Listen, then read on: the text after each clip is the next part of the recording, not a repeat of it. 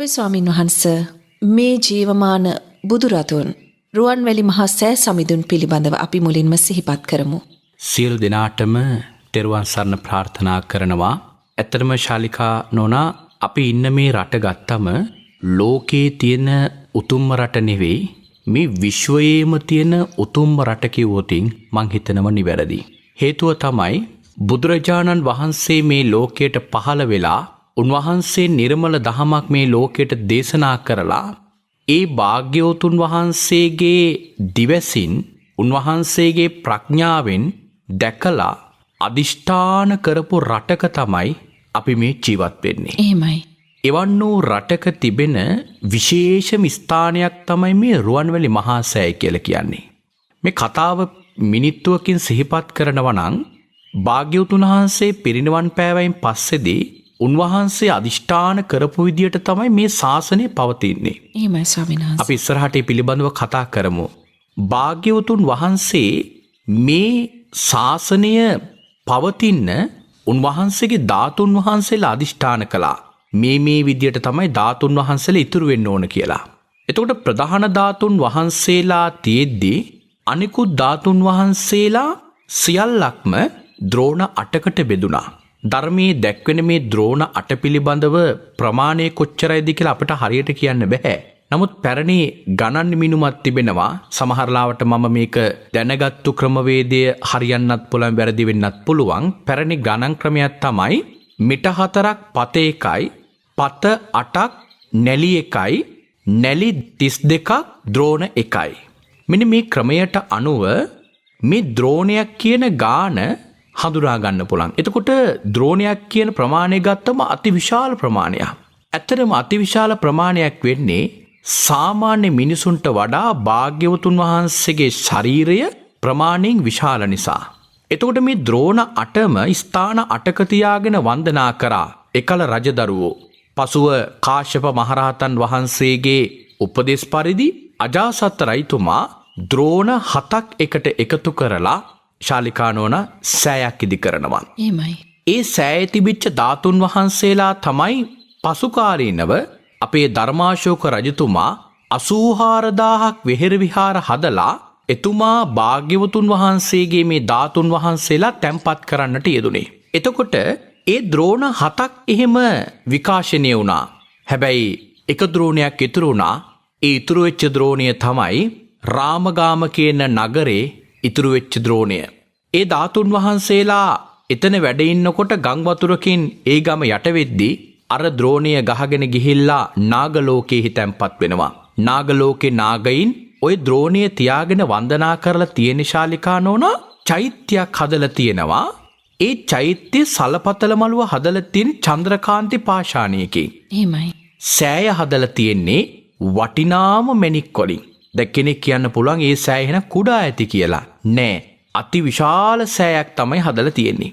ඒතර මේ ධාතුන් වහන්සේලා ද්‍රෝණයේ එහෙම තියාගෙන නාගලෝකේ නාගයින් වන්දනා කරලා තියෙනවා.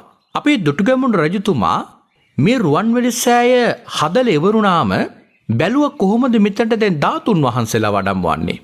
රහතන් වහන්සේලාගෙන් විමසුවම උන්වහන්සේලා සිහිපත් කරනවා අපි ධාතුන් වහන්සේලා වඩම්වල දෙන්නම්. එයින්ම රහතන් වහන්සේලා වැඩම කරලා අර නාගලෝකයේ තිබිච්ච නාගයින්ගේ ළඟ අරතරම් උසස් ස්ථානයක තියාගෙන වන්දනා කරපු මේ නාගලෝකයේ තිබිච්ච මේ ද්‍රෝණය අරගෙන ඇවිල්ලා ඔය කියන රුවන්වැලි සෑය තැන්පත් කරන්න තීරණය කළා. ඒ වෙලාවේදී ශාලිකා නෝනා නාගලෝකෙන් මේ ධාතුන් වහන්සේලා ටික වඩම්වද්දී නාගලෝකේ නාගයින් දැඩි ලෙසම කේන්තියෙන් කෑ ගහලා තියෙනවා, අඬලා තියෙනවා. සමහර නාගයින්ට බොහෝසෙයින්ම දුක් ස්වභාවයක් ඇවිල්ලා තිබෙනවා. ඇයි? අනේ අපේ බුදුහාමුදුරුවෝ වඩම්වන්න එපා කියලා. ඒ වෙලාවේදී රහතන් වහන්සේලා කියලා තියෙන්නේ මේ ධාතුන් වහන්සේලා තියෙන්නේ නිකන් ඉන්න මිනිසුන්ට වඳින්න නෙවෙයි නිවන් දකින මිනිසුන්ට පින් කරගන්න.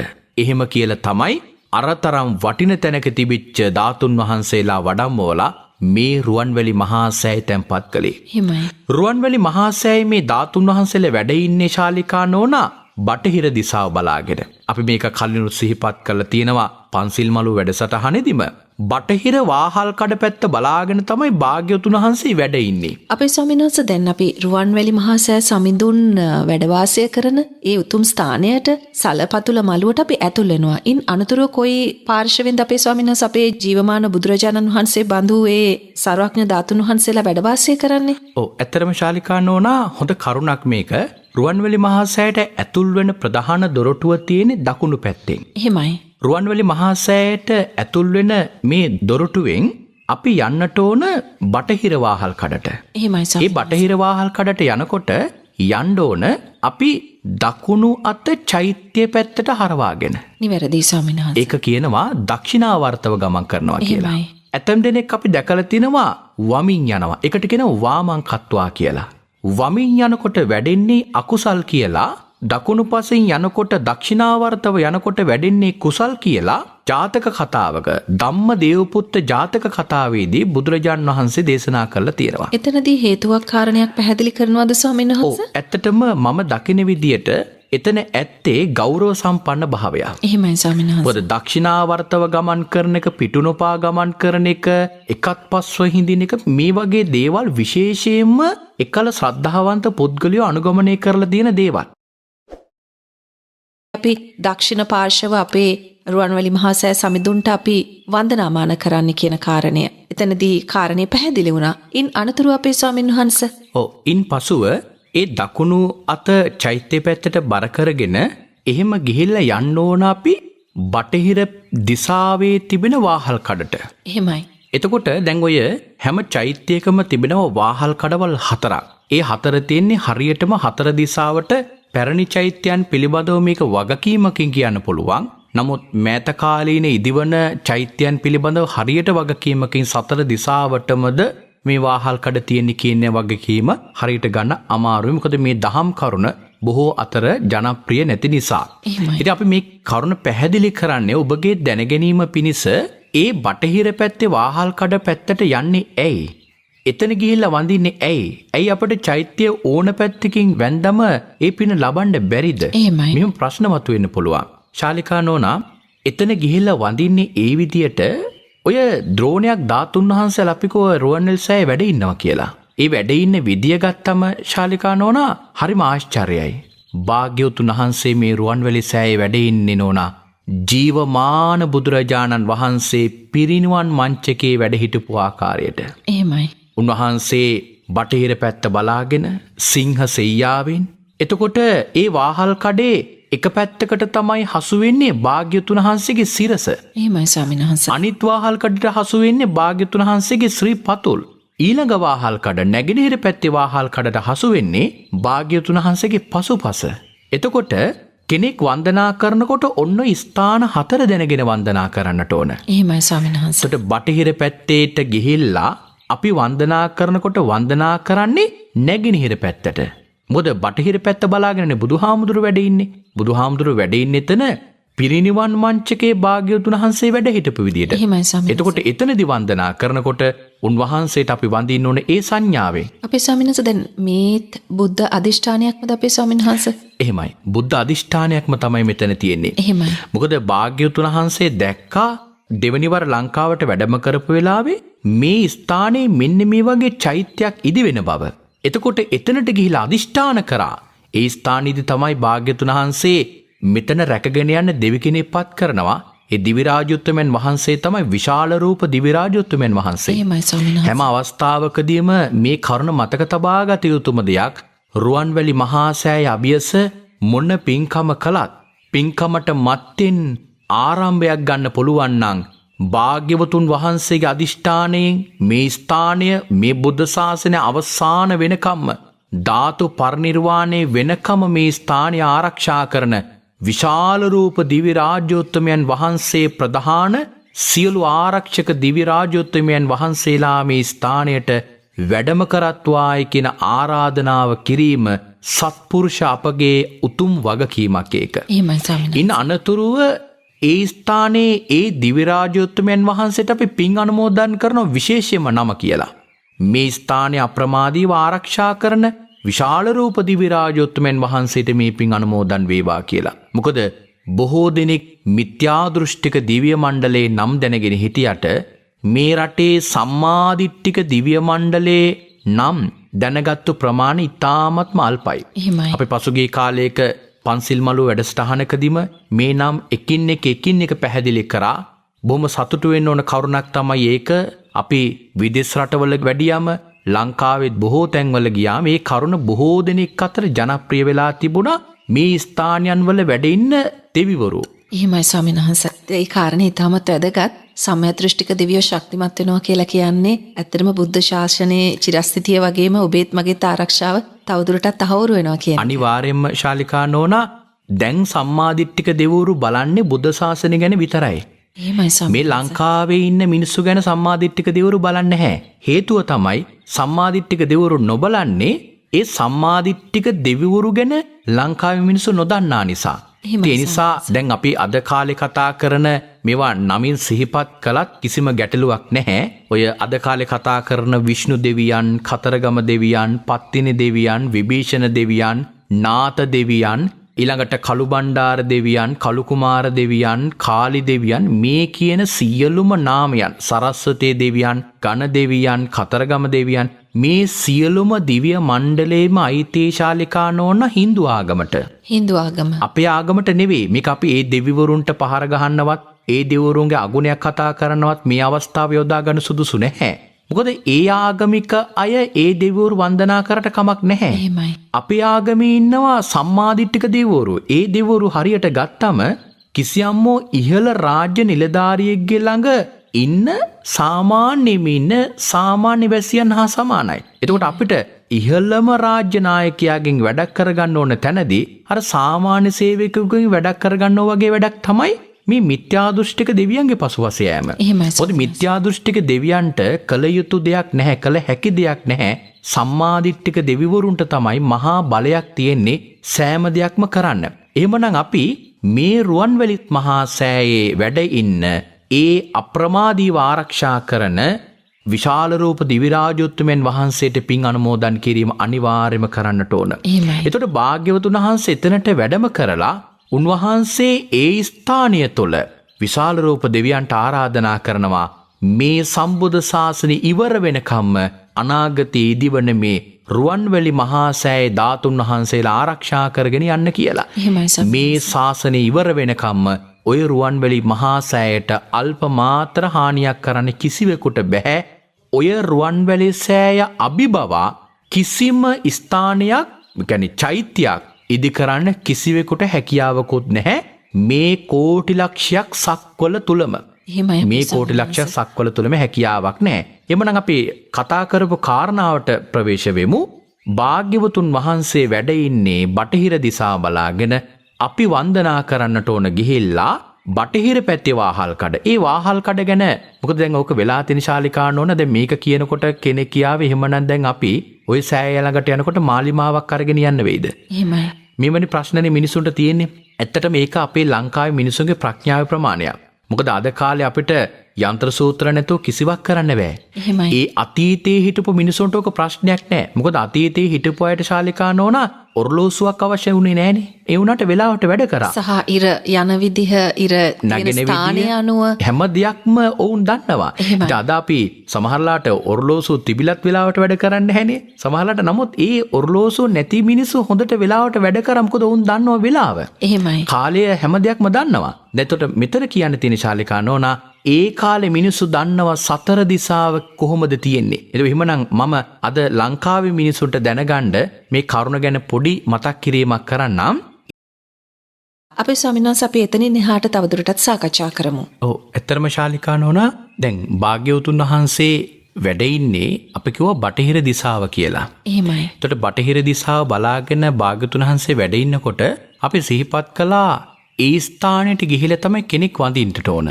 දැන් මේක කෙනෙකුට ගිහිල්ලා ඒ ස්ථානයේදී මේ බටහිර දිසා වාහල් කඩ කොයිබෙද තියෙන්නේ, කොහොමද මෙතන වඳින්නේ කියලා කරුණ සොයාගන්න ගියාම කෙනෙක් අසරණ භාවයටපත් වෙන්න පුළුවන්. ඒ නිසා අපි ඒ බටහිර දිසාවට තිබෙන වාහල් කඩේ පොඩි සලකුණක් අපි සිහිපත් කරන්නම්. හැම වාහල් කඩක්ම ශාලිකා නෝනා ਸਰව සම්පූර්ණයෙන්ම හැදිලා තියෙනවා. එහෙමයි. හදද්දී හැම එකක්ම හදලා තියෙනවා. හැබැයි අතීතයේදී මේ රුවන්වැලි මහා සෑය යම් යම් ආක්‍රමණත් එක්ක විනාශ වෙද්දී ඒ ස්ථානයේ එක වාහල් කඩක් තියෙන ඒ වාහල් කඩ සියල්ලක්ම සම්පූර්ණයෙන්ම නැහැ. එහෙමයි. උඩ කොටස කඩාගෙන වැටලා තියෙන්නේ. ඒ ස්ථානයේ සුදු යකඩ වලින් ආවරණයක් කරලා තිබෙනවා. අන්න එතන තමයි බටහිර දිසාවට තිබෙන වාහල් කඩ. එතකොට කෙනෙක් වදිනවා නම් වදින්න ඕන ආන්න එතන ඉඳගෙන. එතකොට තමන්ගේ වම් පැත්තට තමයි භාග්‍යතුන් වහන්සේගේ සිරස තියෙන්නේ. එහෙමයි ස්වාමීන් තමන්ගේ දකුණු පැත්තට තමයි භාග්‍යතුන් වහන්සේගේ ශ්‍රී පතුල් තියෙන්නේ. එතකොට තමන් සංඥාවක් හදාගන්න මෙන්න මේ ආකෘතියට භාග්‍යතුන් වහන්සේ මේ ස්ථානයේ වැඩ ඉන්නවා. ඉදිරිපිට මම උන්වහන්සේගේ ඉදිරිපිට ඉඳගෙන මම මෙසේ වන්දනා කරනවා කියලා භාග්‍යතුන් වහන්සේට නමස්කාර කරනවා. එතකොට එතනින්දලා අපි යනවා ඊළඟ වාහල් කඩට. ඒ කියන්නේ අනිත් පැත්තේ වාහල් කඩට. එතකොට එතනට යනකොට ඒ භාග්‍යතුන් වහන්සේගේ සිරස තිබෙන දිශාව. එහෙමයි ස්වාමීන් වහන්සේ. එතකොට ඒ සිරස ළඟ ඉඳලා අපි වඳිනවා. ඒ විදියට මාගේ භාග්‍යතුන් වහන්සේට මාගේ උතුම් නමස්කාරය වේවා. ඊළඟට ඊළඟ වාහල් කඩ භාග්‍යතුන් වහන්සේගේ පසුපසින් තිබෙන්නේ. ඊළඟ වාහල් කඩ භාග්‍යතුන් වහන්සේගේ ශ්‍රී පතුල් ළඟින් තිබෙන්නේ. මෙන්න මේ විදියට දක්ෂිනාවර්තව ගොසින් මේ ස්ථාන හතරට වන්දනා කරන එක තමයි බොහෝ ආනිසංස ලැබෙන විදියට වන්දනා කරන්න පුළුවන්කමක් ලැබෙන්නේ. එහෙමනම් මේ භාග්‍යවතුන් වහන්සේ මේ කෝටි ලක්ෂයක් සක්වල ජීවමානවම බුද්ධ රූපයක් නිර්මාණය වෙලා වැඩ ඉන්නේ එහෙමයි. ඒ කියන්නේ සැබෑ දැන් ඔක සංඥාවක් හදාගන්න නිවේශාලිකානෝන මම ඔක සිහිපත් කළේ. එහෙමයි. ඇත්තටම භාග්‍යවතුන් වහන්සේ වැඩ ඉන්නේ ශාලිකානෝන ඔය සෑය ඇතුලේ. එහෙමයි. ඒ කියන්නේ අර ද්‍රෝණයක් ධාතුන් වහන්සේලාගෙන් ඇත්තම බුදුහාමුදුරනමක් නිර්මාණය වෙලා තියෙනවා. අපේ ස්වාමීන් වහන්සේ දැන් බොහෝ වෙලාවට රහතන් වහන්සේලාට අවස්ථාව ලැබුණා නේද ස්වාමීන් වහන්සේ? අපේ ජීවමාන බුදුරජාණන් වහන්සේ බඳු මේ ධාතුන් වහන්සේලා වැඩ සිටින ආකාරය සියසින් දැක බලා ගන්න. ඔව් ඇත්තටම ශාලිකානෝන රහතන් වහන්සේලා පැය 24ෙම ওই රුවන්වැලි සෑය ඇතුලේ වැඩ ඉන්නවා. එහෙමයි. රහතන් වහන්සේලා පැය 24ෙම රුවන්වැලි සෑය වැඩ ඉන්නවා බුද්ධෝපස්ථාන කරගෙන. මේක බොහෝ දෙනෙක් නොදන්න අප්‍රකට කරුණක්. ඒ කියන්නේ ස්වාමීන් වහන්සේ මට ඒ කාරණේ තරම් පැහැදිලි වුණේ නැහැ. ඔව් ඇත්තටම ශාලිකානෝන මේක මෙහෙමයි. අපේ බාතිකාබේ කියලා රජ කෙනෙක් හිටියා. එහෙමයි. ඒ බාතිකාබේ රජතුමා අවුරුදු 28ක් මේ රට රජකම් කරා. මේ බාතිකාබේ රජතුමාට දැනගන්න ලැබෙනවා මේ රුවන්වැලි සෑයේ ස්වභාවය පිළිබඳව. එහෙමයි. ඒ ස්වභාවය දැනගෙන බාතිකාබේ රජතුමා ඒ රුවන්වැලි සෑයේ වෙනුවෙන් පින්කම් කළා. එහෙමයි. මොනික පින්කමක් තමයි කරපු බාතිකාබේ රජතුමා මුතු වැට කරත් 150ක් අරගෙන අඹරලා හුණු වගේ හදලා තල තෙල් මිශ්‍ර කරලා වතුර නෙමෙයි තල තෙල් මිශ්‍ර කරලා මේ මුළු රුවන්වැලි සෑයම ආලේප කරලා තියෙනවා. ඒ කියන්නේ සුදු මේ හුණු පිරියම් කරලා තියෙනවා. එහෙමයි. එතකොට මුළු රුවන්වැලි සෑයම ආලේප කරලා තියෙන්නේ මුතු. එහෙමයි. එතකොට ධර්මයේ සඳහන් වෙනවා බාතිකාබේ රජතෙම රුවන්වැලි සෑය මුතු වැටයක් කළ බවට. ඊළඟට බාතිකාබේ රජතුමා තවත් පින්කමක් කළා. ඊට පස්සේදී මුළු රුවන්වැලි සෑයම ආලේප කරා අපි කියන විදිහට පාප්ප වගේ ආලේපයක්. හැබැයි ලෝකේ තියෙන උසස්ම සුවඳ වර්ග එකතු කරලා තමයි මේ ආලේපය හදලා තියෙන්නේ. මම පාප්ප වගේ කිව්වේ මිනිසුරු තේරුම් ගන්න ඕන නිසා මුළු රුවන්වැලි සෑයම අර හදපු ආලේපය ආලේප කරලා තියෙනවා. එතකොට නිකන් පිටි එකක් වගේ තමයි ආලේප කරලා තියෙන්නේ. රුවන්වැලි සෑයම ආලේප කරලා පිච්චමල් අරගෙන ඒ පිච්චමල් නටුවෙන් හිටවල තියෙන මුළු රුවන්වැලි මහා සෑයම මේ බාතිකාබේ රජතුමා මුළු රුවන්වැලි මහා සෑයම පිච්චමල් හිටවල තියෙනවා නටුවෙන්. එතකොට ධර්මයේ සඳහන් කරන්නේ මුළු රුවන්වැලි මහා සෑයම පිච්චමලින් සුවඳවත් වෙලා තියෙනවා. ඊළඟට එතනම ළඟ තියෙන බසවක් කොළම වැවෙන් යන්ත්‍ර ආධාරයෙන් පැන් අරගෙන පැන් ඉසලා තියෙනවා පැය 24ෙම අර මල් පරවෙන ඉඩ නොදී. මේ වගේ ආශ්චර්යවත් පින්කමක් කරපු මේ බාතිකාබේ රජතුමාට දැනගන්න ලැබෙනවා මේ රුවන්වැලි මහා සෑයේ බුදුහාමුදුරෝ ජීවමානව වැඩ ඉන්න බවට. මේක දැනගත්තු රජතුමා ඒ වෙලාවෙම පළසක් අරගෙන රුවන්වැලි මහා සෑය එළලා නිදා ගන්නව අදිෂ්ඨානයක් කරලා මේ තරම් පින්කම් කරපු මට මගේ බුදුරජාණන් වහන්සේ මට දෙනිතින් දැකගන්න ලැබේවා. එතෙක් මම මෙතනින් නැගිටින්නේ නැහැ කියලා පළසක් කෙලලා නිදාගත්තා. මේක දැක්ක රහතන් වහන්සේලා දවස් දෙකක් බැලුවා නැගිටින පාටක් නැහැ. රජතුමාගේ වීරය දැනගෙන රුවන්වැලි මහා සෑයේ දිව්‍යමය දොරක් නිර්මාණය කළා. රජතුමා වැතුළට ගත්තා. එහෙමයි ස්වාමීන් ඒ රජතුමා තමයි මෙතෙක් ඉතිහාසයේ ඔය රුවන්වැලි මහා සෑයේ ඇතුළ තියෙන්නේ කොහොමද කියලා දැකපු එකම කෙනා. එහෙමයි ස්වාමීන් වහන්සේ. එතුමා විතරයි දැක්කේ. මොකද ඒ තරම්ම පුණ්‍යවන්ත නිසා. එතකොට ඒ ස්ථානයේ ඇතුලේ තියෙන ශාලිකා නෝන දෙවිවරු ඇවිල්ලා පැය 24ෙම තූර්ය වාදන කරනවලු. එහෙමයි ස්වාමීන් වහන්සේ. බ්‍රහ්මියෝ ඇවිල්ලා පැය 24ෙම භාග්‍යතුන් වහන්සේට සුවඳ පූජාවල් කරනවලු. රහතන් වහන්සේලා වැඩම කරලා පැය 24ෙම භාග්‍යතුන් වහන්සේගේ ඒ කුටිය ඇතුලේ පිරිස් සජ්ජායනා කරනවලු. ඒ රහතන් වහන්සේලා වඩින්නේ කොහෙන්ද? දැනට ලෝකේ රහතන් වහන්සේලා වැඩ ඉන්නවා. හැබැයි බොහෝ ප්‍රමාණයක් රහතන් වහන්සේලා වැඩ ඉන්නවා ශාලිකා නෝනා සුද්ධාවාස බ්‍රහ්ම ලෝකේ.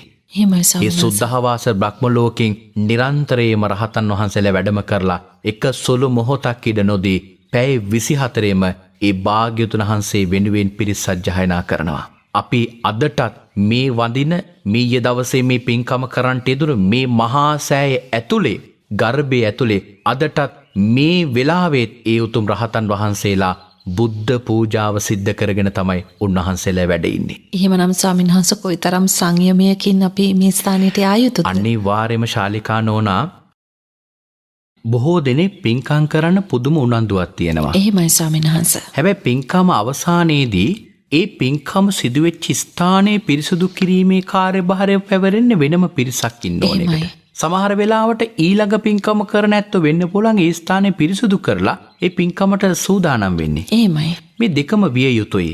පින්කමක් කරන කලින් ස්ථානයේ පිරිසුදු කිරීම වෙනම දෙයක්. පින්කම අවසානයේදී ස්ථානයේ පිරිසුදු කිරීම තව දෙයක්. අපි සාමාන්‍යයෙන් අපි ආහාරයක් ගත්තම මේ ආහාරයේ අනුභව කරලා ඉවර වෙලා අපි පිඟාන ආහාර බෙදා ගන්න කල්නුත් පිඟාන හොදනවා.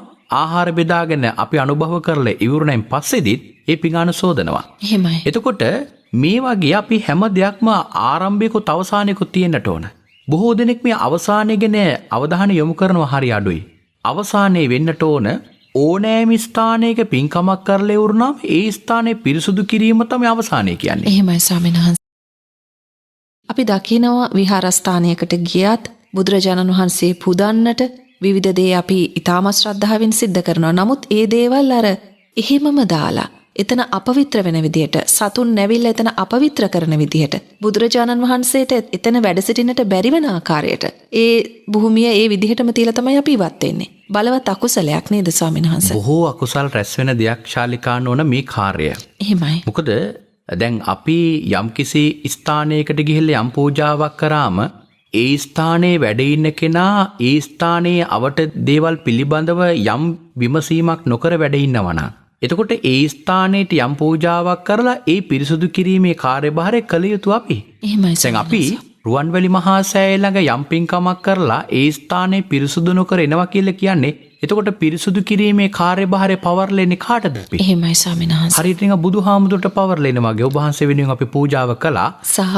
වන්දනාමාන කරන්න දෙවිවරුන්ට. දෙවිවරුන්ට ඒ ස්ථානයේ පිරිසුදු කරගෙන ඉතුරු කාර්යභාරය කරන්න කියලා. ඔන්න අපි පූජාව කළා. දැන් ඉතුරු ටික ඔබ වහන්සේලට බාරයි කියන වගේ ක්‍රමයක් තමයි ගොඩක් අය කරන්නේ. එහෙමයි. නමුත් මේ අස්කිරීමේ කාර්යභාරය අර කරන පින්කමටත් වඩා ප්‍රබලයි කියලා කියන්න අමාරුයි. නමුත් කරන පින්කමට හා සමාන මහා පින් ලැබෙන දෙයක්. මොකද අස්කිරීමේ කාර්යභාරය. එහෙමයි ස්වාමීන් දැන් අපි ඕක සාමාන්‍ය කියනවා නම් දැන් මේ වන විටත් සමහර දෙනෙක් ඔය සලපතල මළුවේ මල් පෙති අතින් ඉවත් කරන වෙන්න පුළුවන්.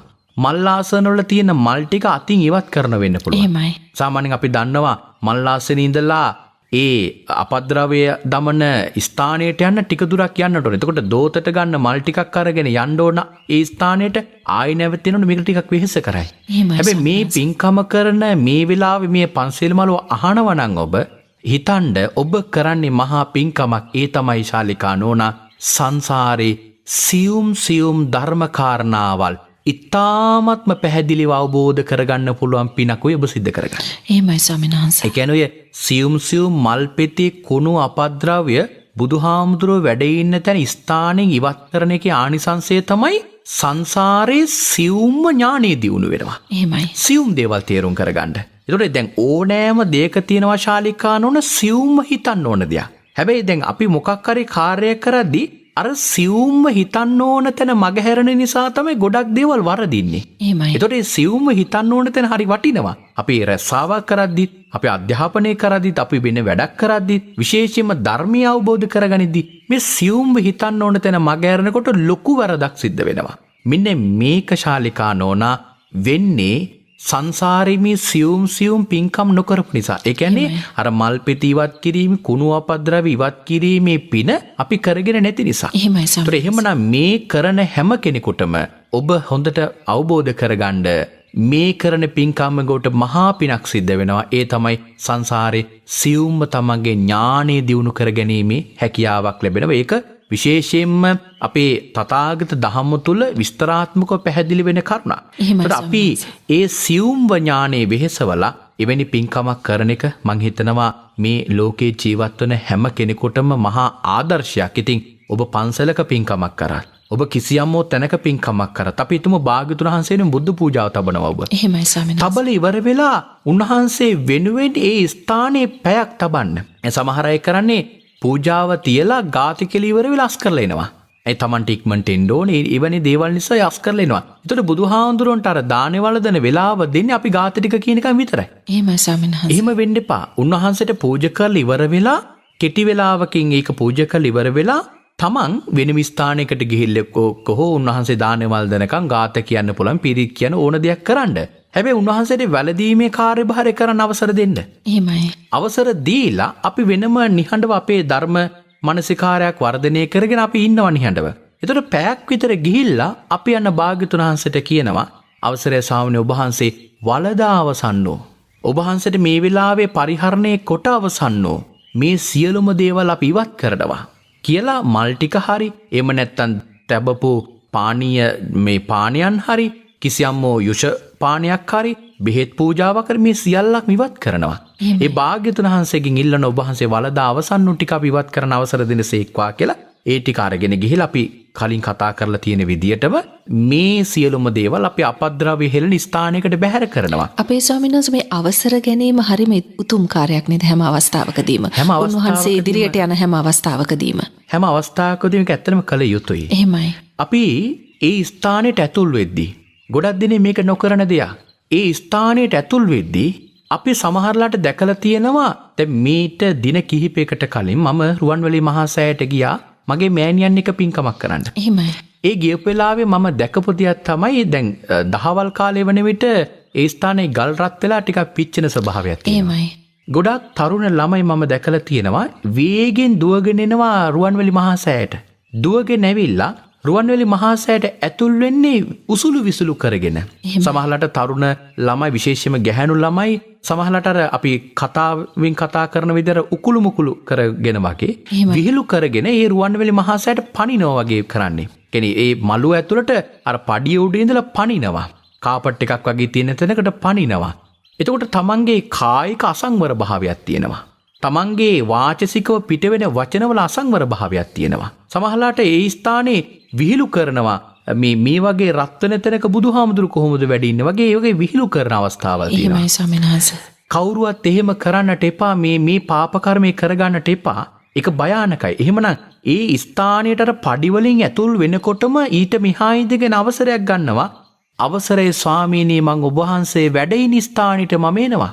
හරියට නිකාර ගරු කටයුතු කෙනෙකුගේ කාමරයකට අපිට ඇතුල් වෙද්දී අපිට තියෙනවනේ එක්තරා මේ සංවරකමක් තට්ටු කරලා යනවනේ. එහෙමයි ස්වාමීන් වහන්සේ. අපි හැදියාවක් තියෙනවනේ. භාග්‍යතුන් වහන්සේගේ කුටියට ඇතුල් වෙද්දී අපි අවසරයක් ගන්නවා. අවසරයි ස්වාමීනි ඔබ වහන්සේගේ කුටියට මට ඇතුල් වෙන අවසර දෙනසේක්වා. අවසර අරගෙන යනවා අපි ඇතුළට. ඇතුළට ගිහලා දැන් එහෙම දැන් බුදුහාඳුරු වැඩ ඉඳිද්දිත් එහෙමයි. ඔය ධම්මචේති සූත්‍රයේදී සඳහන් කරනවා කොසල් රජතුමා ඇතුල් වෙද්දී අවසර අරගෙන ඇතුල්ලා තින ගන්ධ කොටියට. එහෙමයි ස්වාමීන් වහන්සේ. බුදුහාඳුරු පිරිනිවන් පෑවෙන් පස්සේදී ආනන්ද හාමුදුරු බුදුහාඳුරු වැඩ හිටියේ කුටියට ඇතුල්ලා තියෙන්නේ දස බලේන වසිතං ගන්ධ කුටිත්වා වන්දිත්වා. ඒ කියන්නේ දස බලයන් වහන්සේ වැඩ සිටින ගන්ධ කුටියට වැඳ අවසරගෙන තමයි මං කුටියට ඇතුල් වෙන්නේ කියලා.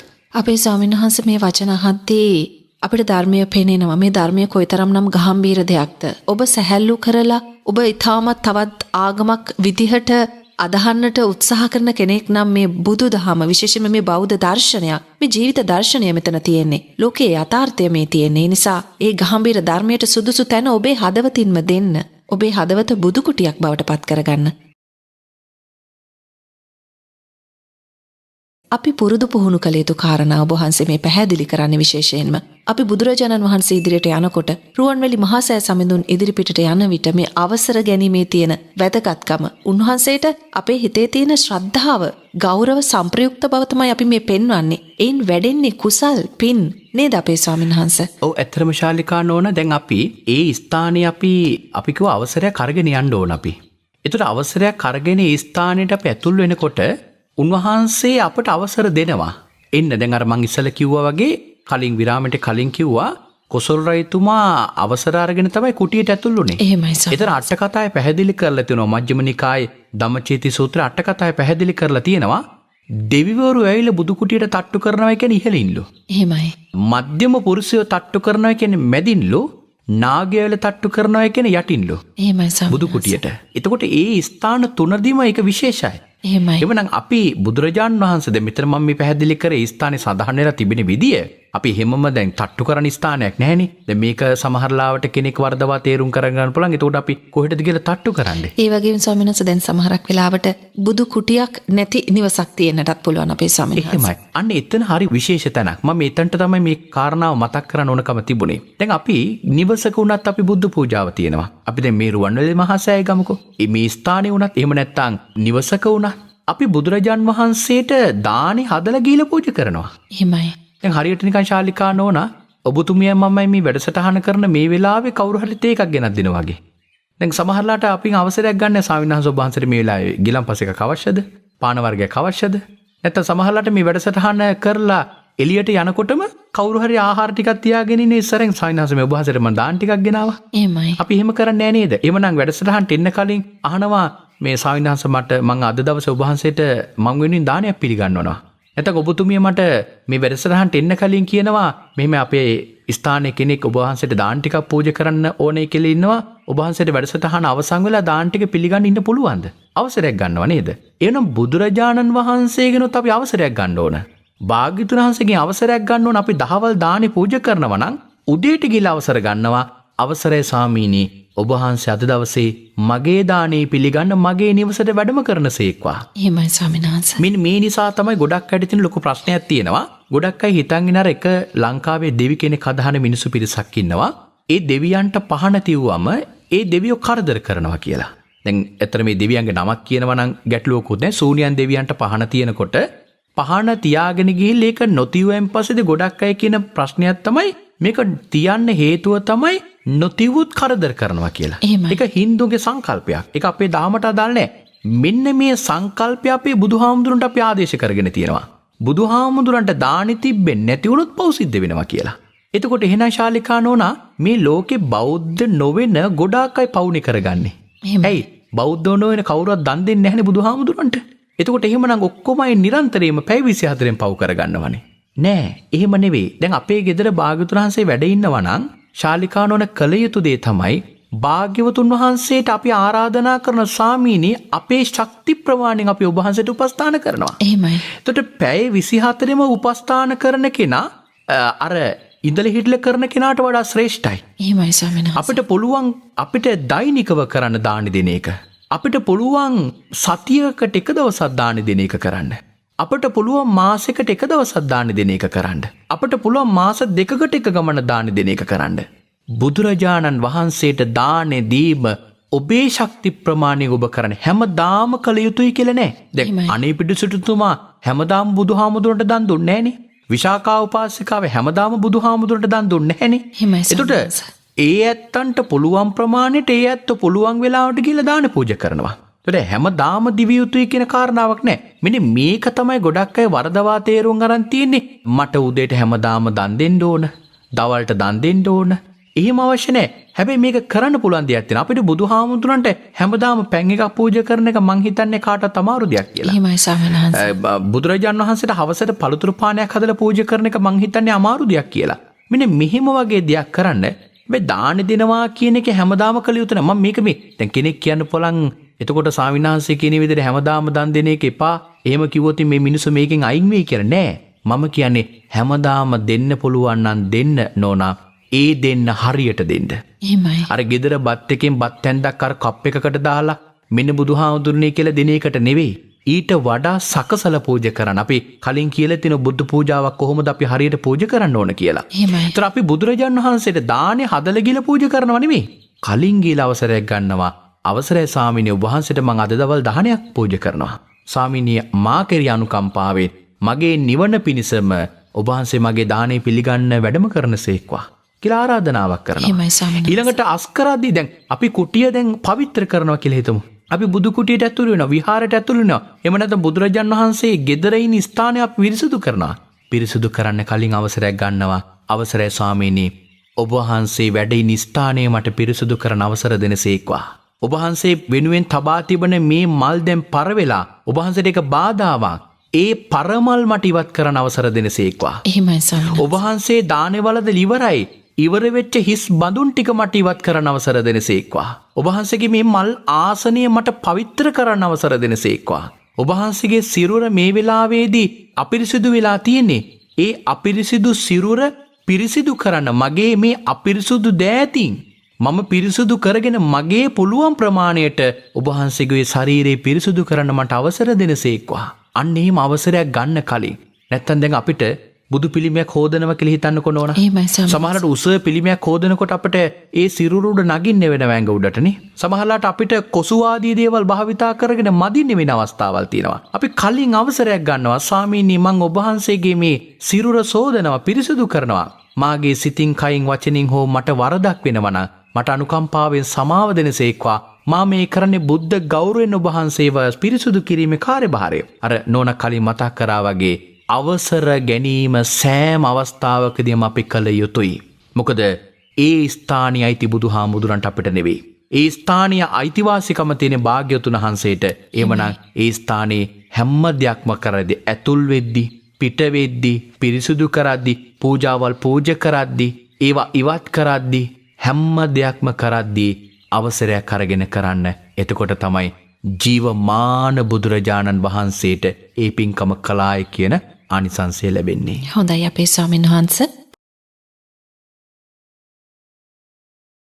මම ඔබ වහන්සේගෙන් මේ අවස්ථාවේදී පැහැදිලි කරගන්නට කැමැති විරාමයට යන්නට කලින් ඒ පැයේදී අපි සාකච්ඡා කළා. උපරිම ශ්‍රද්ධාවකින් යුක්තව අපි රුවන්වැලි මහා සෑ සමිඳුන් ඉදිරිපිට කළ හැකි කළ යුතු පූජාවන් පිළිබඳව ඔබ වහන්සේ උදාහරණ සහිතව අපිට ඒ පිළිබඳව පැහැදිලි කළා. සමහර වෙලාවට අපි හරි මෝහයෙන් අධික වන අවස්ථා තියෙනවා. මානෙන් අධික වන අවස්ථා තියෙනවා. අපිට බොහෝ මිල මුදල් තිබෙනවා කියා අපි විවිධ පූජාවන් පින්කම් ශ්‍රද්ධාවද කියලා කියන එකට මම දන්නේ නැහැ අපේ ස්වාමීන් වහන්සේ. මගෙන් වැරද්දක් වෙනවා නම් මට සමාවන්න.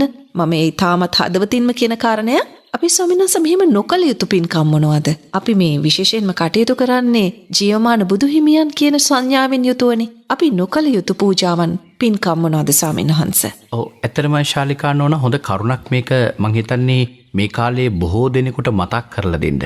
සමහර වෙලාවට බුදුහාමුදුරුව වෙනුවෙන් පින්කම් කරනවා කියලා මෝහමූලික මේ සංඥාවකින් බොහෝ අකුසල් රැස් වෙන පින්කම් කරන අවස්ථාවල් අපේ සමාජය තුළ දැන් වර්තමානයේ බොහෝසෙයිම දකින්න ලැබෙනවා. එහෙමයි ස්වාමීන් වහන්සේ. දැන් අපි උදාහරණයක් හැටියට ගත්තොත් දැන් ඔන්න බුදුරජාණන් වහන්සේට අපි යම් කුටියක් සකසනවා. කුටියක් සකසලා උන්වහන්සේ වෙනුවෙන් පරිහරණය කරන දේවල් උන්වහන්සේට පූජා කරනවා. එහෙමයි. දැන් මම කියන්නේ මිනිස්සු ඥානය පාවිච්චි කරන්න ඕන තැන්. දැන් අපි සාමාන්‍ය බුදුරජාණන් වහන්සේට තුවායක් පූජා කරන්න පුළුවන්. භාග්‍යතුන් වහන්සේට සබන් කෑල්ලක් පූජා කරන්න පුළුවන්. ඊළඟට භාග්‍යතුන් වහන්සේට දත් පුරුසුවක් පූජා කරන්න පුළුවන්. මේ වගේ දේවල් පූජා කරන්න පුළුවන්. හැබැයි භාග්‍යතුන් වහන්සේට රේසර් එකක් පූජා කරන එක කැප නැහැ. එහෙමයි ස්වාමීන් වහන්සේ. භාග්‍යතුන් වහන්සේ කවදාවත් හිස බාන්නේ නැහැ. අන්න ඒක තමයි හිතන්න ඕන තැන කියන්නේ. ඒතකොට අපි බලන්න ඕන දැන් හාමුදුරුවෝ කෙනෙකුට එවැනි දෙයක් පූජා කිරීම කමක් නැහැ. හිස බාන උපකරණයක් පූජා කරන්න කමක් නැහැ. එහෙමයි. හැබැයි භාග්‍යතුන් වහන්සේට හිස බාන උපකරණයක් අවශ්‍ය වෙන්නේ නැහැ. ඒතර භාග්‍යතුන් වහන්සේට නොකළ යුතු දෙයක්. මම මේ කියන්නේ අන්න ඒ වගේ හිතන්න ඕන අවස්ථාවල් තියෙනවා. දැන් සාමාන්‍යයෙන් ගත්තොත් අපි සමහර වෙලාවට අපි භාග්‍යවතුන් වහන්සේ වෙනුවෙන් කරන දේවල් ගොඩාක් වෙලාවට අගෞරව සම්පන්න කරනවා. එහෙමයි ස්වාමීන් වහන්සේ. දැන් උදාහරණයක් හැටියට ගත්තොත් කෙනෙක් කොන බුදු පිළිමයක් හදනවා. ලොකු බුදු පිළිමයක්. දැන් විශාල බුදු පිළිම වල හැදුවෙන් පස්සේදී ගොඩාක් අයට ලොකුවටම කරන දේ තමයි ඒකට ආලෝක පූජාවක් කරනවා. එහෙමයි. ඒ විශාල බුදු පිළිමට කරන ආලෝක පූජාව කරන්නේ ඉහළින් නෙවෙයි පහළින්. ඒ කියන්නේ භාග්‍යවතුන් වහන්සේගේ ශ්‍රීපතුල පැත්තින්දලා තමයි ආලෝකයේ විහිදුවන්නේ. එහෙමයි. එතකොට බුදුහාමුදුරුවන්ගේ ළඟට ගිහිල්ලා දැන් බුදුහාමුදුරුවන්ගේ සිරස ළඟට ගිහිල්ලා පහළ බැලුවෙන් පස්සේදී උන්වහන්සේගේ ඇස් දෙක නිලංකාර වෙනවා. අපිට ටෝච් එකක් මූණට ගැහුවම කියන්නේ මූණට ඇල්ලුවන් පස්සේදී අපට පේන්නේ නෑනේ. ඒ වගේ බුදුහාමුදුරුවන්ගේ මූණට ලයිට් එකක් දැම්මයින් පස්සේදී මූණ පැත්තට හරවලා ආලෝකයක් දැම්මම වෙන්නේ මොකද්ද? බුදුහාමුදුරන්ගේ ඇස් දෙකට ඒක පූජාවක් නෙවෙයි. ඒතකොට ඒකෙන් වෙන්නේ බුදුරජාණන් වහන්සේගේ ඇස් දෙක නිලංකාර වෙනවා. එහෙමනම් අපි යමක් කරනකොට කරන විදියට නම් ලැබෙන්නේ අපි කරපු පූජාවෙන් උනේ උන්වහන්සේට පේනවා නෙවෙයි. උන්වහන්සේගේ ඇස් දෙක නිලංකාර වෙන්නේ පූජාවක් කරේ අපි. ඒතකොට එහෙනම් ඒ විදියට තමයි ලැබෙන්නේ. එතකොට කෙනෙක් අනාගතයේදී කියන්නේ සංසාරයේදී ඒ පූජාවෙන් ආනිසංසයක් ලබනවා නම් ඇස් පෙනීමේ ආනිසංසයක් නෙවෙයි නෝන ලබන්නේ ඇස් අන්ධවීමේ ආනිසංසයක් තමයි ලබන්නේ. එහෙමයි. මේකට දැන් කෙනෙක් අහන්න පුළුවන් ඒක එහෙම වෙන්නේ කොහොමද කියලා. වෙන ක්‍රමවේදේ තමයි ඔය පේතවත්වයේ තියෙන උච්චු කියලා පේතවත්තු කතාවක්. එහෙමයි ස්වාමීන් වහන්සේ. මේ උච්චු පේතවත්වයේ දවසක් එක මිනිහෙක් උග්ගසක් කකා යනවා. යනකොට ඒ මිනිහයාගේ පිටිපස්සෙන් එනවා තවත් ළමයෙක් උග්ගස් කෑල්ල ඉල්ල. එහෙමයි. මේ මිනිහයා ඉස්සරහින් යන මිනිහයා උග්ගසෙන් කෑල්ලක් කඩාගෙන මේ අතින් දකුණු අතින් උරහිසට උඩින් පස්සට විසි කරනවා. ඒ කියන්නේ පස්ස හැරලා දෙන්නේ නැහැ. ඔළුව විතරක් පිටිපස්සට හරවලා උරහිසට උඩින් දකුණු අතින් පස්සට විසි කරනවා. එතකොට අර ළමයා ඕක අහුලගෙන කනවා. ශාලිකා නෝනා මේක දානයක්. හැබැයි මේ දානේ ආනිසංසත් මේ මිනිහට ලැබුණා. එහෙමයි. එක උග්ගසක් පූජා කරලා ශාලිකා නෝනා උග්ගස් යායක් ලැබුවා. උග්ගස් පුරුකක් පූජා කළා. බලන්න ආනිසංසය. එහෙමයි ස්වාමීන් වහන්සේ. හැබැයි ශාලිකා නෝනා ලැබුණේ කොහොමද දුන්නු විදියට? කොහොමද ලැබුණේ? මේ මිනිස්යාට ඉස්සරහින් බලද්දී උග්ගස් පේන්නේ නැහැ. ඔළුව විතරක් පිටිපස්සට හරවලා බලනකොට තමයි උග්ගස් පේන්නේ. ඇයි? දුන්නේ එහෙමනේ. ඒ විදියට ශාලිකා නෝනා දැන් අපි දැකලා තියෙනවා අද කාලේ ගොඩාක් අය ලොකු සද්ධාවෙන් කරන දෙයක් තමයි මේ මැටි කෝප්පවල බුදුහාමුදුරන්ට මේ කිරිපිඩු පූජා කරනවා. එහෙමයි ස්වාමීන් වහන්සේ. දැන් අපි සාමාන්‍යයෙන් අපේ ගෙදරට අපේ නෑ කෙනෙක් ආවොත් කවදාවත් මම නම් දැකලා නෑ. ඒ කාලේ ඉස්සර අපි පුංචි කාලේ එහෙම මැටි භාජනවල දුන්නට වර්තමානයේ මම නම් දැකලා නෑ අපේ ගෙදර නෑ කෙනෙක් ආවත්. කියන්නේ අපි හිතමු අපේ සහෝදරයෙක් ආවත් අපි කවදාවත් මැටි බඳුනක කන්න දීලා නෑ. කෙනෙක් කියන්න පුළුවන් මේක මේ විශේෂ පූජාවක් නේ කියලා. උසස් කෙනෙකුට කරන පූජාවක් උසස් පූජාවක් වෙන්න ඕන. ගරු පූජාවක් වෙන්න ඕන. එහෙමයි ස්වාමීන් මැටි බඳුනකින් පූජාවක් කරන එක උසස් පූජාවක් වෙන්නේ නැහැ. එhmenan ඒකට වෙනම අද කාලේ තියෙන උසස් භාජනයක් ගන්න. අඩුම තරමේ කිරිපිඩු පූජාවක් කරනවා නම් බුදුරජාණන් වහන්සේට පාත්‍රයකවත් කිරිපිඩු පූජාවක් කරන්න. මොකද බුදුහාඳුර දානවල දන පාත්‍රයනේ. ඒතර පාත්‍රයකවත් ඒ කිරිපිඩු දානේ පූජා කරන්න. මොකද ගොඩක් වෙලා තියෙනට ලෝභය මූලික කරගෙන තමයි ගොඩක් අය කරන්නේ. ඉතින් මැටි බඳුනක් කියන එකක් අඩු මුදලකට ගන්න පුළුවන්. ඉතින් කිරිපිඩු ටිකක් හදලා මැටි බඳුනකට දාලා පූජා කරනවා. ඉතින් ඒක උසස් පූජාවක් වෙන්නේ නැහැ. ඉතින් ඒ නිසා තමන් කරන හැම දෙයක්ම බලන්න පුළුවන් තරම්ම මේක බුදුහාමුදුරන්ට ගෞරව සම්පන්නද. අපි කතා කරමු ඉස්සරහට මේ බුදුරජාණන් වහන්සේට අගෞරව කිරීමත් ඒ විතරක් නෙවෙයි. මේ ධර්ම රත්නයට අගෞරව කිරීමත් ඔබතුමී මතක් කළා කලින්ම මෙන්න මේවා කරුණු සාකච්ඡා කළ යුතුම දේවල්. මොකද දැන් අපි මේ දේවල් හරහා වෙන්නේ ශාලිකා නෝනා බුද්ධ පූජාවක් නෙවෙයි. බුදුහාමුදුරුවන්ට අගෞරව කිරීම. එහෙමයි ස්වාමීන් වහන්සේ. ආලෝක පූජාවල් සමහර වෙලාවට කරනකොට බුදුරජාණන් වහන්සේට හානියක් වෙන්න කරන ආලෝක පූජාවල් තියෙනවා. එහෙමයි. සමහර වෙලාවට බුද්ධ පූජාවක් තියවත් බුදුහාමුදුරන්ට හානියක් වෙන පූජාවක් කරන අවස්ථාවල් තියෙනවා. කෙනෙක් කියන්න පුළුවන් ස්වාමීන් වහන්සේ බුදුරජාණන් වහන්සේට කරන යම් කිසි හෝ පූජාවක් ඒ ගැන එහි වැරද්ද නිවැරද්ද කතා කරන්න එපා. ඒ පුද්ගලයා ශ්‍රද්ධා සම්ප්‍රයුක්තව ඒක කරන්නේ කියලා. ස්වාමීන් වහන්සේ ඇත්තට මේක ශ්‍රද්ධාවද කියලා ගැටලුවක් තියෙනවා. ඇත්තටම ශ්‍රද්ධාව තියෙනවා නම් කළ යුතු පූජාව ගැන අවබෝධයක් තියෙනවනේ ස්වාමීන් වහන්සේ. ඔව් ශාලිකා නෝන හොඳ කරුණක් ඒක. ඔය අපේ සාරිපුත්ත හාමුදුරන්ට තියෙනවා ගුණ 16ක්. එහෙමයි. ඒ ගුණ 16න් එක ගුණයක් තමයි උන්වහන්සේ හැම වෙලාවකම උන්වහන්සේ කෙරෙහි යම් වරදක් වෙන්නොත් උන්වහන්සේ පිළිගන්න එක. තව එකක් තමයි චෝදකෝ. සාරිපුත්ත හාමුදුරුවන්ගේ ඉදිරියේ යම් කෙනෙක් වරදක් කළොත් චෝදනා කරනවා. ඒ කියන්නේ චෝදනා කරනවා කියලා කියන්නේ ඒ වරද දිහා බලාගෙන ඉන්නේ නැහැ. අපි හිතමු කවුරු හරි කෙනෙක් අඥානව කියලා පින්කමක් කරනවා. එහෙමයි. ඒතර අඥානව පින්කම කිරීමෙන් ඒ පුද්ගලයාට ලැබෙන්නේ මේ අගෞරවයක්. ඒ කියන්නේ සංසාරේ ඒ පුද්ගලයාගේ සසර ගමන අඳුරු වුණා. එහෙමයි ස්වාමීන් වහන්සේ. ශාලිකානෝන මෙහෙම කියන්නකෝ අපි. දැන් අපි හිතමු ඔන්න කෙනෙක් පාරක ගමන් කරනවා. ඒ පාරේ ගමන් කරනකොට කෙනෙක් කියන්න පුළුවන් කමක් නැති ওই මිනිස්සේ පාරේ යන කෙනෙක්නේ. ගියපු දෙයින්. හැබැයි ওই පාරේ අපි දැක්කා අපි එනකොට අපිට මොන ගැහුණ එක්ක සර්පයෙක් ඉන්නවා. එහෙමයි ස්වාමීන් වහන්සේ. එහෙම නැත්නම් අපි එනකොට දැක්ක ඔය කැලේ ඇතුලේ ඉන්නවා මේ කොටියෙක් මොනවද සතෙක්. අපි අනතුරක් අඟවනවා. ওই පාරේ යන්න එපා. යනකොට මෙන්න මෙහෙම සර්පයෙක් හිටියා. මේ පාරේ අලියෙක් හිටියා. අපි එනකොට දැක්කා මේ පාරේ යනකොට පරිස්සමින් යන්න. එහෙමයි ස්වාමීන් දැන් එතකොට ශාලිකානෝන මට කියන්න ඒ ගමන යන කෙනාට ඒක කියන එකද සත්පුරුෂකම වෙන්නේ නොකියන එකද සත්පුරුෂකම වෙන්නේ? කියන එක ස්වාමීන් කියන වහන්සේ. එක සත්පුරුෂකමක්. ඇයි? අනතුරකට හසු වෙන්න ඉන්න පුද්ගලයෙක්. එහෙමයි. දැන් අර පින්කමක් කරද්දී ඒ පින්කම කරනකොට ඒ පුද්ගලයාට ලැබෙන්නේ ඒකේ විපාකය අනිටු නම් ඒක අනිටු විපාකයේ ගැන කියලා දෙන එකද සත්පුරුෂයා වෙන්නේ නොකියන කෙනාද සත්පුරුෂයා වෙන්නේ? කියලා දෙන එක. කියලා දෙන කෙනා සත්පුරුෂයෙක්. එතකොට කෙනෙක් පින්කමක් කරාම ඒ පින්කමේ අඩුපාඩු කියලා දෙනවා නම්, ඒ අඩුපාඩු කියලා දෙනවා නම් ඒ පුද්ගලයා කල්යාණ මිත්‍ර සත්පුරුෂයෙක්. ඒ පුද්ගලයා ගැන අවඥාවෙන් බලන්න හොඳ නැහැ. එහෙමයි. ඒ පුද්ගලයා ගැන ද්වේෂයෙන් බලන්න හොඳ නැහැ. ඒ පුද්ගලයා කියන කරුණ ගැන ඉස්සර වෙලා හොඳින් හිතන්න. දැන් අපි මේ හැමදාම මේ දේවල් සාකච්ඡා කරන්නේ මොකක්වත් නිසා නෙවෙයි. ශාලිකානෝන මේ මොනවා හරි දෙයක් කරනකොට පින් සිද්ධ වෙනවා නම් ශාලිකානෝන මං කටවහගෙන ඉන්නවා. එහෙමයි ස්වාමීන් මං අපි කතා කරන්න ඕන දෙයක් තියෙනවා.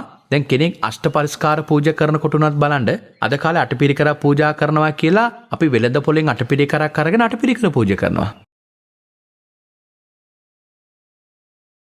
අපේ ස්වාමීන් වහන්සේ අෂ්ට පරිස්කාර ගැන පිළිබඳව අපි සාකච්ඡා කරමින් සිටියේ. ඇත්තටම සමහරක් වෙලාවට අපේ මහා සංඝරත්නයම අපිට පැහැදිලි කරන අවස්ථා තියෙනවා මේ අෂ්ට පරිස්කාරයන් තුල ස්වාමින් වහන්සේලාට පරිහරණය කළ හැකි ආකාරයට ඒ දේවල් සකස් වී නැහැ. බොහෝ වෙලාවට මූල්‍යමය වටිනාකමක් ලබා ගැනීමට පමණයි මේ දේවල් සම්බන්ධ කරගන්නේ යම් යම් අවස්ථාවලදී කියලා. අපේ ස්වාමීන් වහන්සේ අපි මේ පිළිබඳවත් සාකච්ඡා කරමු. ඔව් ඇත්තටම ශාලිකානෝ නම් අපි මේ අද පන්සිල් මළුව සාකච්ඡා පුරාවටම සාකච්ඡා කරන අපේන් වෙන අඩුපාඩුකම් ගැන සාකච්ඡා කරන එක. මොකද මේ අඩුපාඩුකම් පෙන්වලා දෙන අපේ කලින් මතක් කරා වගේ සත්පුරුෂයෝ හැටියට විය යුතු වගකීම තමයි ධර්මයෙන්ම කෙනෙක්ව නිවැරදි මාවතකට යොමු කරන එක. එහෙමයි ස්වාමීන් වහන්සේ. දැන් අෂ්ටපරිස්කාරයක් පූජා කරපැත්තෝ මේ පිළිබඳව හිතලා දුක් වෙනව නෙවෙයි. අනාගතයේදී කරන්න ඉන්නකොට මෙන්න මෙහෙම කරන්න ඕනේ කියන පණිවිඩය තමයි මේකෙන් අපි ලබලා දෙන්නේ. එහෙමයි. ශාලිකානෝනා ඔය අෂ්ටපරිස්කාර පූජාව ගැන ධර්මයේ සඳහන් වෙන්නේ දීඝනිකායේ සාමාන්‍ය ඵල සූත්‍රය කියලා සූත්‍රයක් තියෙනවා. ඔකේ අට කතාවේ. එහෙමයි. ඒකේ තමයි තියෙන ගාතාව තියෙන්නේ තිචීවරංච පත්තෝච වාසී සුචීච බන්ධනං පරිස්සාවනේන. දැන් මෙතන පැහැදිලි කරන්නේ අටපිරිකරක තිබිය යුතු අංග 8. එහෙමයි. තිචීවරංච කියන්නේ තුන් සිවුර. ඒ කියන්නේ දෙපට සිවුරයි තනිපට සිවුරයි අඳනේ. පත්තෝච කියන්නේ පාත්‍රය. ඊළඟට වාසී කියලා කියන්නේ පිහිය, සුචී කියන්නේ ඉදිකටුව. ඊළඟට පරිස්සාවනේන කියලා කියන්නේ පෙරහන් කඩය, බන්ධන කියලා කියන්නේ බඳපටිය. එතකොට මෙන්න මේ අංගාට තමයි අටපිරිකරකට එන්න ඕන අංගාට. එහෙමයි ස්වාමීන් හැබැයි වහන්සේ. ශාලිකානෝන මම මෙතන සඳහන් කරේ පිහිය. හැබැයි දැලි පිහියක් ගැන කිව්වේ නෑ නේද? ශාලිකානෝන අටපිරිකරකට එන්න ඕන අංගේ තමයි දැලි පිහියක් නෙමෙයි පිහියක්. පිහිය. මොකද හිසබාන උපකරණයක් අටපිරිකරකට නෙවෙයි ඕන. හිසබාන උපකරණය ගැන සඳහන් වෙලා තියෙන්නේ විනයේ. එහෙමයි ස්වාමීන් ඒක විනයේ කරුණ පැහැදිලි කරලා තියෙන්නේ. මෙතන කියන්නේ ස්වාමින් වහන්සේ නමකට නිවන් දකින්නට අවශ්‍ය කරන අංග 8ක්. එහෙමයි. නිවන් දකින හාමුදුරන්ට පරිහරණය කරන අංග 8ක්. දැන් අපි කතා කරමු ඔකේ තියෙන අඩුපාඩුකම් අද කාලේ. දැන් අද කාලේ ගොඩක් අය අටපිරිකරක් කෙනෙක් කඩෙන් ගන්නවා. ඒක කඩෙන් අරගෙන මේ අටපිරිකර ගෙනලා පූජා කරනවා. සමහර අය කඩෙන් ගන්නකොටත් මං අහලා තියෙනවා කියනවා කමක් නැති මේක හාමුදුරුවෝ දුන්නට පරිහරණය කරන්නෙත් නැහනේ. එහෙමයි ස්වාමීන් එහෙම වහන්සේ. කියනවා. එතකොට දැන් මම අහන ශාලිකානෝන කෙනෙක් පරිහරණය කරන්නේ නැත්නම් ඇයි අපි දෙන්නේ? එහෙමයි ස්වාමීන් වහන්සේ. ඒ කෙනෙක් පරිහරණය කරන දෙයක් නේ අපි දෙන්න ඕනේ. දැන් හාමුදුරුවෝ කෙනෙකුට පණාවෙන් ප්‍රයෝජනයක් නැහනේ. දැන් කවුරුත් මම නම් දැකලා නැහැ මට කවුරුත් පණාවක් පූජා කරලා නැහැ. හාමුදුරුවෝ කමන්නේ පරිහරණය නොකරට මේක පිළිගන්න කියලා. හාමුදුරුවෝ කෙනෙකුට පණාවෙන් ප්‍රයෝජනයක් නැති නිසා කෙනෙක් පණාවක් පූජා කරන්නේ නැහැ. මේ වගේ ශාලිකානෝන අටපිරිකර පරිහරණය කරන්නේ නැත්නම් මම කියන්නේ පූජා කරන්න එපා. අටපිරිකර පූජා කරන්න ඕනේ ඇයි පරිහරණය කරනවා කියලා හිතාගෙන. එහෙමයි ස්වාමීන් වහන්සේ. එතකොට අද කාලේ තියෙන අටපිරිකරවල දැන් සමහරලාට ඔය වෙලෙන්දෝ දැන් විශේෂයෙන්ම බුදුදහමට නැති අන්‍යාගමික පිරිස් පවා මේ වෙලදාම කරගෙන යනවා. එහෙමයි මම ස්වාමීන් හිතන්නේ ඒවා රාජ්‍ය මැදිහත් වීම මත කළ යුතු දේවල්. මොකද වෙනත් ආගම්වල ආගමික දේවල් කිසිම කෙනෙකුට ඔවුන්ගේ ආගමෙන් පිට විකුණන්න දෙන්නේ නැහැ. අඩුම තරමේ ඔවුන්ගේ ආගමේ තියෙන වස්ත්‍රයක්වත් පිට ආගම්වල වෙලෙන්දොන්ට වෙළඳම් කරනවත් ඉඩ දෙන්නේ අපේ ලංකාවේ. එහෙමයි ඒක ඔවුන්ගේ ආගමික සම්ප්‍රදාය. එතකොට අපේ ආගමේ විශේෂයෙන්ම මම මෙත්සිතින් අපේ ස්වාමින්වහන්සේලාට සිහිපත් කරන්නේ මෙවැනි වෙලෙන්දම් අපි ඔවුන්ට මොකද මේක අපි ඔවුන්ගේ වෙළදාම අවතක්සේරු කරනව නෙවෙයි. ඔවුන්ට කැමති වෙළදාමක් කරගත්තොතින් හැබැයි අපේ ආගමේ ක්‍රමවේද දන්නේ අපේ ආගමේ ඉන්න අය. එහෙමයි ස්වාමීන් වහන්සේ. සද්ධාව තියෙන අපේ ආගමේ ඉන්න. දැන් සමහරලාට එවැනි අටපිරිකර ඔවුන් කඩවල් වල ගෙනහිල්ලා අත් දෙකෙන් දෙපැත්තට අදලා අර කුකුලේගේ අඬු දෙකෙන් දෙපැත්තට දාලා අදිනෝ වගේ සමහර වෙලාවට මේ කවර ගලවලා විසි කරන්නේ එවැනි ආකාරයකට. ඊළඟට පාත්‍ර අරගෙන විසි කරනවා ඒ ගොඩවල් වලට. අර සිවුර තියෙන ඒ පැකට් එක පිටින්ම අරගෙන විසි කරනවා ඒ ගොඩවල් වලට. අපි යම් යම් වීඩියෝ දර්ශන හරහා එවැනි දේවල් දැකලා තියෙනවා. ඉතින් ඔවුන් සමහරට ඒ සිවුරු පාගනවා. ඒතර අපේ ආගමික මේ අරහත් දජය එවැනි තත්ත්වයට පත් කරන්නේ ඇයි අපි කටයුතු කරන්නේ? එහෙම කරන්න හොඳ නැහැ. අටපිරිකර තියෙන්න ඕන අංග 8 අපි කලින් සිහිපත් කළා.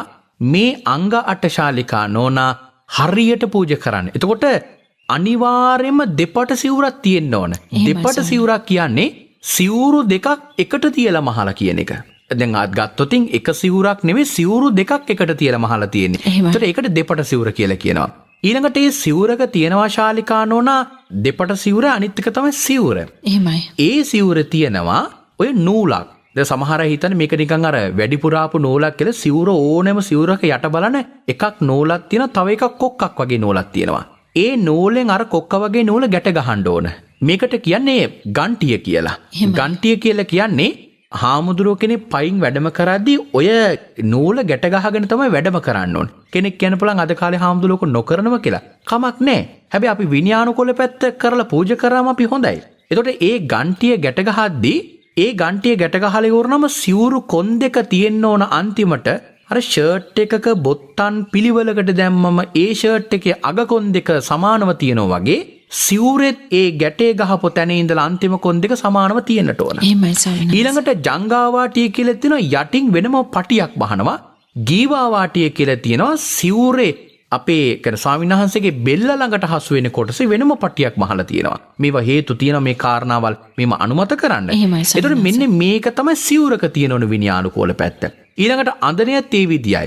ඊළඟට අර පාත්‍රය පූජා කරද්දී ශාලිකානන ගොඩක් අය මේ පාත්‍රයේ ආධාරකයේ පිළිබඳ සැලකිලිමත් වෙන්නේ නැහැ. එහෙමයි ස්වාමීන් වහන්සේ. පාත්‍ර ආධාරකයේ පිළිබඳ විශේෂම සැලකිල්ලක් දක්වන්නට ඕන. මොකද මේ පාත්‍ර ආධාරකයේ පූජා කිරීමේ විශේෂ ආනිසංසයක් තමයි ශාලිකානෝන සංසාරයේ ඕනෑම දෙයක් ඉක්මනට මතක තබා ගැනීමේ ශක්තියක් ලැබෙනවා. එහෙමයි ස්වාමීන් අපේ දරුවන්ට උනත් කරන්න ඕන හොඳ පින්කමක් ඕක. දරුවන්ගේ අතින් උනත් මේ පාත්‍ර ආධාරක පොඩි කාලේ ඉඳලා පූජා කරනකොට මේ කාලේ උනත් දිට්ඨ ධම්ම වේදිනේ වශයෙන් යානිසංශයක් ලැබෙන්න පුළුවන්. ඒතර පාත්‍ර ආධාරක විතර පූජා කරන්න එපා. අෂ්ට පරිස්කාරය පූජා කරවද්දී අර ආධාරකෙත් එක පූජා කරන්න. ඊළඟට පිහියක් පූජා කරන්න ඕන. ඒ පිහිය සාමාන්‍ය ප්‍රමාණය පිහියක් පළතුරු ටිකක් කපා ගන්න, එළවලු ටිකක් කපා ගන්න, Tamanට යම් කිසි අවශ්‍යතාවයක් වෙන්නේ මොනවා හරි දෙයක් කපා ගන්න මෙවැනි කුඩා ප්‍රමාණයක කොපුවක් තුල දාපු කුඩා ප්‍රමාණය පිහියක් පූජා කරන්න ඕන. ඊළඟට ඉදිකටුවක් ගත්තොත් ඒ ඉදිකටු දැන් අද කාලේ යම් ඉදිකටු තියෙන එක එක හැඩතල තියෙන. ඒතර මේ හැඩතල තියෙන ඉදිකටු ප්‍රමාණයක් අරගෙන පූජා කරන්න. කෙලින් තියෙන එක ටිකක් වක වෙලා වගේ තියෙන නොඑක් ආකාරයේ දේවල් මහන්න සිද්ධ වෙනවනේ. ඒතකොට ඒ අවශ්‍යතාවයට ගන්න පුළුවන් ඉදිකටු ප්‍රමාණයක් පූජා කරන්න. ඊළඟට නූල් උනත් හොඳම වර්ගයේ නූලක් පූජා කරන්න. ඒ නූල සිවුරේ පාටට ගැලපෙන නූලක් පූජා කරන්න. ඇයි? දැන් සමහර වෙලාවට සිවුර පාට කියන එකට වඩා වෙනත් පාටක නූල් බෝලයක් පූජා කරනවා. නමුත් සිවුරේ පාටට ඒ නූල් බෝලෙත් පූජා කරන්න. ඊළඟට පෙරහන් කඩයක් පූජා කර. පෙරහන් කඩේට දැන් රෙදි පෙරහන් කඩයක් වගේම ඔය ගොටු පෙරහන් කඩ තියෙන වෙනම ප්ලාස්ටික් වලින් අපි කියන්නේ ගොටු වගේ ඒවා තියෙන එවැනි දේවල් ටිකකුත් එක පූජා කරන්න. මෙන්න මෙහෙම හරියට අටපිරිකර පූජා කරන්න යනකොට සාමාන්‍ය ශාලිකා නෝනා මිල ප්‍රමාණයත් එක්ක එනකොට රුපියල් 12000ක් විතර වෙයි අටපිරිකර හදලා ඉවර වෙනකොට. එහෙමයි ස්වාමීන් වහන්සේ. හැබැයි ශාලිකා නෝනා ඔය අටපිරිකර දැන් ඔය රුපියල් 12000ට සාමාන්‍ය අටපිරිකර පූජා කරොත් 3ක් පූජා කරන්න පුළුවන්. ඕනනම් 4ක් පූජා කරන්න පුළුවන්. හැබැයි ඒ 4 පූජා කරන එකට වඩා අර 12000න් එක පූජාවක් පූජා කරන එක අටපිරිකරක් පූජා කරන එක අර 4 පූජා කරන එක නෙවෙයි. ඒ 4 ඒවා වගේ 1000 පූජා කරනකට වඩා ශ්‍රේෂ්ඨයි. ඇයි? මේ පූජා කරන අටපිරිකර බුදුරජාණන් වහන්සේ අනුමත කරපුම පූජාවක්. ඒ අටපිරිකර අරගෙන ඕනෑම ස්වාමීන් වහන්සේ නමකට පරිහරණය කරන්න පුළුවන්. එතකොට දැන් ඕකේ වෙන දේ තමයි ශාලිකා නෝනා මොකක් හරි එකක් පූජා කරා කියලා හිතමු. අපි හිතමු අඳින්න බැරි සිවුරක් තිබුණා. ඔක ඇතුළේ කාඩ්බෝඩ් තිබුණා. පාත්‍රය වෙනුවට හට්ටියක් තිබුණා. දැන් ශාලිකානෝන වෙන්නේ මොකද්ද? මේ භාග්‍යවතුන් වහන්සේ මම අර හැමදාම ශාලිකානෝන මේ පන්සිල් මලට ආවෙන් පස්සේ බුද්ධ පූජාව ගැන කියද්දි හැමදැනම කියද්දි මේ දේශනාව ආරම්භයේ ගත්තෙත් මං එතනදී. එහෙමයි ස්වාමීන් වහන්සේ. මාගේ මුවින් ලෝතුරා බුදුරජාණන් වහන්සේගේ බුද්ධ වචනයක් කැරෙන්න වෙන දෙයක් පිට නොවේවා. මගේ අදහසක් පිට වුණත් ඒක ධර්මයට විරුද්ධව පිට නොවේවා. ඇයි ශාලිකානෝන මේ වාක්‍ය මම කියන්නේ? මේ කියන්නේ ශාලිකානෝන අද ඔබතුමියයි මමයි මේ පන්සිල් මළුව මේ වැඩසටහන සාකච්ඡා කරනවා. ශාලිකානෝන මීට අවුරුදු 2500 ගණනකට කලින් මාගේ ලෝතුරා බුදුරජාණන් වහන්සේ ඔබතුමියයි මමයි මෙන්න මේ වගේ අවස්ථාවකදී මේ වගේ දේශනාවක් කරන බව උන්වහන්සේ ජීවමානව දැක්කා. දැකලා අදිෂ්ඨාන කළා මෙන්න මේ ධර්ම කරුණ මේ වෙලාවට පිට වෙන්න ඕන. ඇයි? නිවන් දකින ශ්‍රාවකයන්ට මේ ධර්ම කරුණ අදාළයි. එහෙනම් මේ ලෝතුරා බුදුරජාණන් වහන්සේ මේ අදිෂ්ඨාන කරපු මේ ධර්මය මේ දේශනාව පවා උන්වහන්සේ දැක්කනම් අපි කරන්න ඕන උන්වහන්සේට අනුකූලව මේ දේශනාවල් පවත්වන එක. ඒ නිසයි මේ ධර්ම කරුණක්ම උන්වහන්සේට බාධාවක් නොවන විදිහට දේශනා කරන්න වගකීමක් ගන්න. මොකද ධනශාලිකානෝන මේ එක බුද්ධ වචනයක් හරි වැරදුනොත් දැන් අද කාලේ අපි දන්නවා Facebook සමාජ ජාල වෙබ් අඩවි හරහා ඊළඟට නොඑක් සල්ලි වියදම් කරනවා විශාල ප්‍රමාණයකට CD ගහන්න ඊළඟට පොත් මුද්‍රණය කරන්න මේ හැම දෙයකටම වියදම් කරන විකෘති ධර්මයේ පතුරවන්න.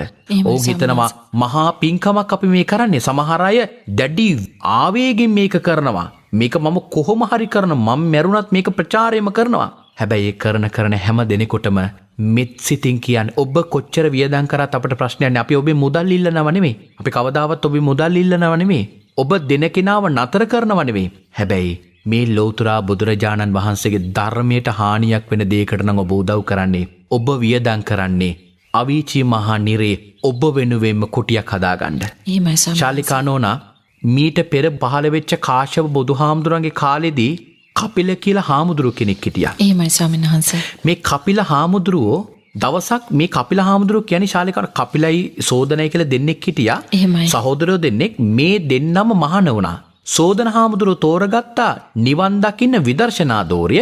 කපිල හාමුදුරුවෝ තෝරගත්තා නිවන් දකින්න ග්‍රන්ථ දෝරය. එහෙමයි ස්වාමීන්. අර හාමුදුරුවෝ අවුරුදු 5ක් ආචාර්යවරයෙක් යටතේ ඉඳලා නිවන් දැක්කා. සෝදන හාමුදුරුවෝ හැබැයි කපිල හාමුදුරුවෝ ග්‍රන්ථ හොඳට කටපාඩම් කරන් නිවන් දැක්කේ නෑ. මොකද සද්ධාව තිබිච්ච නැති නිසා. මේ කපිල හාමුදුරුවෝ මුළු ත්‍රිපිටකයම කටපාඩම් කරා.